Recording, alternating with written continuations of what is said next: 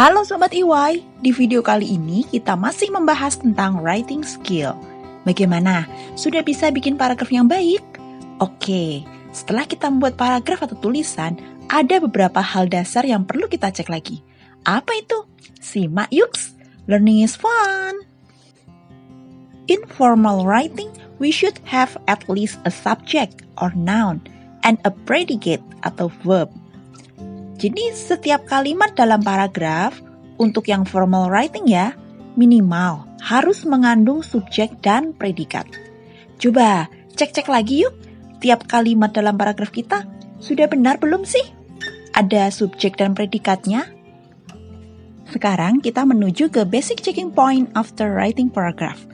Hal-hal dasar apa sih yang perlu kita cek? Apa aja ya? Yang pertama, concord atau penyesuaian. Use the masculine and feminine pronouns correctly. Pernah tahu kan Sobat EY? Pronoun itu adalah salah satu part of speech, yaitu kata ganti. Dan ini berbeda antara perempuan dan laki-laki. Contoh, the man goes to the office. She will meet the big boss. Loh, salah ini. Masa the man she harusnya he? Masih tentang concord. Use correct singular and plural forms of the verbs and pronouns. Jadi maksudnya, kata kerja disesuaikan dengan subjek atau pronounnya atau kata gantinya. Contoh, the black cat eat the fish. Seharusnya, it diberi tambahan s, jadi eats. Karena the black cat, kata gantinya adalah it. Selanjutnya masih tentang concord. Use the correct forms of the nouns after the articles. Tentukan bahwa noun atau kata benda itu adalah jamak atau tunggal. Perlu s atau es atau enggak. Contohnya, jika ada kata-kata atau artikel yang terletak sebelum kata-kata benda kayak one, a, an, each, another, every, this, that, dan sebagainya.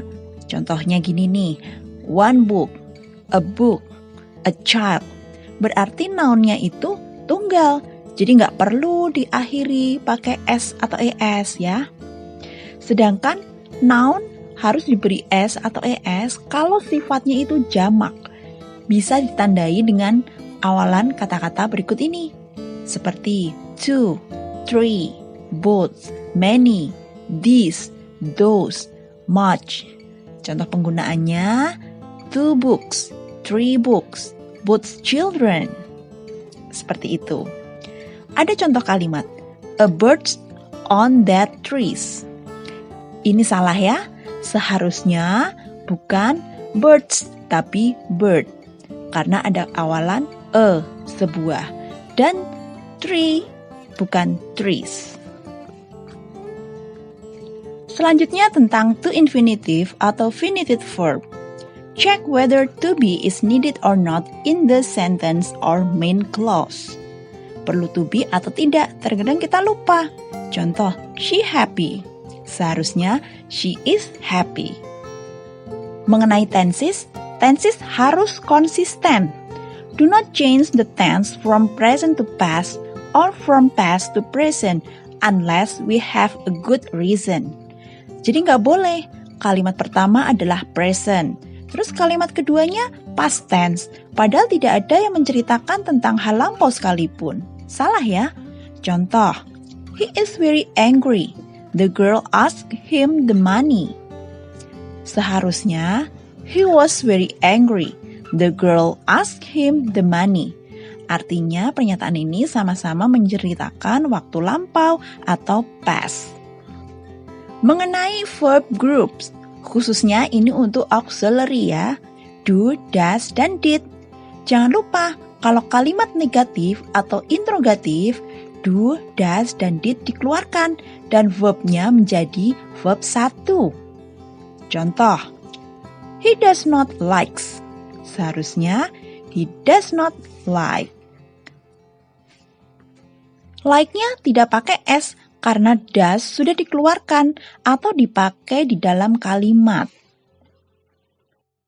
Selanjutnya mengenai article. Pastikan untuk memakai a atau an dan the untuk singular noun atau kata benda tunggal. Contoh, she take key in the drawer. Seharusnya, she take a key in the drawer. Masih tentang artikel. Untuk uncountable noun atau kata benda yang tidak bisa dihitung dan plural noun atau kata benda jamak, kita pastikan tidak memakai a atau an sebelum noun. Contoh, she gives me a water. Seharusnya, she gives me water. Tidak perlu a ya. Untuk nama orang, kota, negara, tempat, kita pastikan tidak memakai a atau an atau the di depannya. Contoh, they will visit the Jakarta. Ini salah ya, seharusnya they will visit Jakarta. Untuk beberapa hal terkait punctuation atau tanda baca yang harus diperhatikan, 1. Penggunaan huruf besar di awal kalimat, tanda titik koma, dan tanda tanya pada kalimat harus sesuai ya.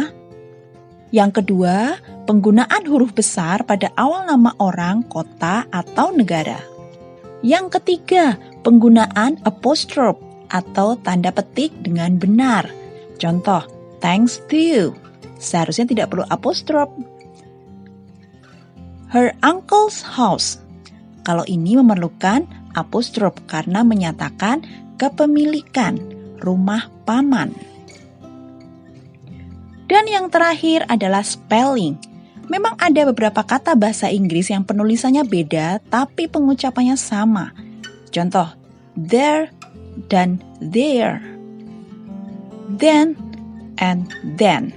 Ini perlu diperhatikan ya Sobat EY. Demikian video kali ini. Tunggu video-video selanjutnya ya. Thank you for watching and see you.